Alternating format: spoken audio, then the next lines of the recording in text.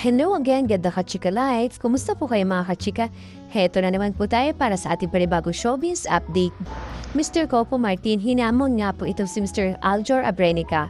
Kumasa nga po ang aktor na si Mr. Aljor Abrenica sa special request nga po sa kanya ng kapamilya Primetime King. Ito nga po si Mr. Coco Martin, nakantahin niya ang Himala ng River Maya. Noong nga pong Friday, October 31, 2025, ipinagyabang nga po ng aktor ang isang video kung saan sa unay mapapanood ang maikli nga pong clip ni Mr. Coco na nagre-request nga po na kantang kasama ang iba pang mga crew sa FPG Batang Quiapo. Paring Aljor, naririnig namin at napapanood namin yung mga malulupit mong kanta.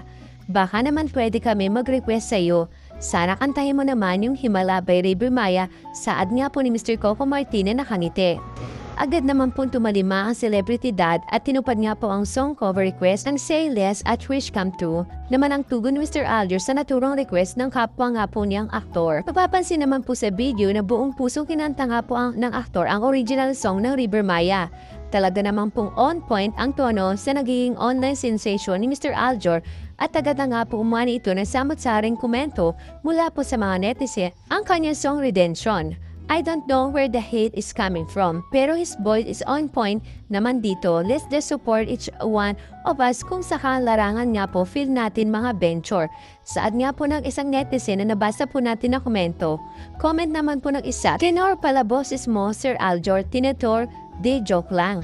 May isa naman pong depensa na isang ating nabasang komento. Ito nga po yun, honestly, this dude, how to sing it.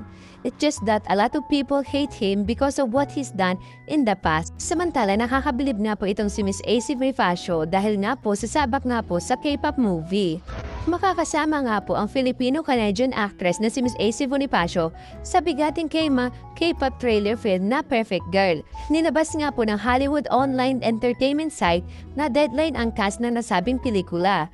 Bigatin nga po ang nasabing proyekto dahil sa pagbibida nito ng ilang star sa hit nga po na K-web movie ng Netflix na K-pop Demon Hunters na nagtagal bilang #1 movie sa US box office maski nga po pinalabas din ito sa nasabing streaming platform. Makakasama po ni Miss AC sa pelikula sina Mai Hong at Arden Cho ng K-pop Demon Hunter. K-pop idol na sina Strun Somi, Nancy ng grupo Momoland, Zio ng Belly at Cherry nga po ng Cherry Bullet. Pasok din nga po sa cast ang Thai singer-actress na si Miss Ali, gayon din po si Adeline Rodol, John Kim, Peter Lee Janyo at Samantha Kochoran. Wala pa nga pong sinabi kung ano nga pong gagampanan na role ini itong si Miss AC Bonifacio at gayon din ng iba pang cast pero mukhang malaki ito. Maliban nga po sa bigating cast ay ang The Black Label nga po ay magpuproduce na mga kanta sa pelikula same label ng mga hit song ng K-pop Demon Hunter, gaya po ng Golden at Soda Pop.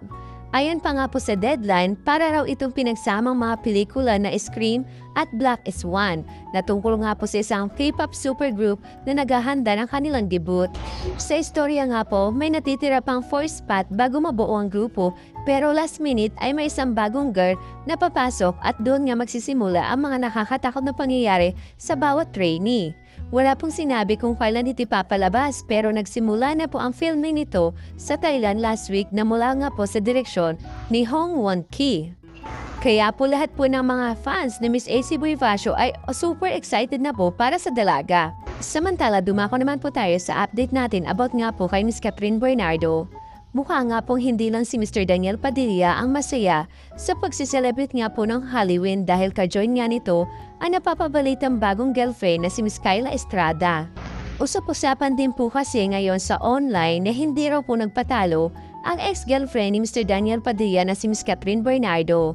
Pinag-uusapan ngayon sa social media na kasama raw sa intimate Halloween ball na inorganisa nga po ni Miss Catherine Bernardo at ito pa nga po nasabi na ito nga pong napapabalitang boyfriend nito na si Mr. Mayor Mark Alcala. Ayon nga po sa mga netizen or sabihin natin basher, nagsasabi po na ingat lang daw po na huwag makuhanan ng picture ang alkalde sa party kahit pa naka-costume pa naman po ito. Wala naman pong ebidensyang lumabas na nasa party talaga nga po ito si Mayor Mark Alcala. Ngunit alam niyo po ba na hindi nga po nakalambas sa mga netizen ang pinost nga po sa IG ng isa sa mga kaibigan ng politiko. Kuhang nasabing larawan sa mismong Hollywood party ng aktres Kaya nang nagde-therefore conclude nga po or sabihin nagdidilulo nga po ang mga netizen na posible nga raw po nandun daw po sa party itong si Mayor Mark Alcala. Thank you for watching. Kung nagustuhan niyo po ang video ito, subscribe na sa Starlight Showbiz YouTube channel and please don't forget to hit the bell button for our latest updates.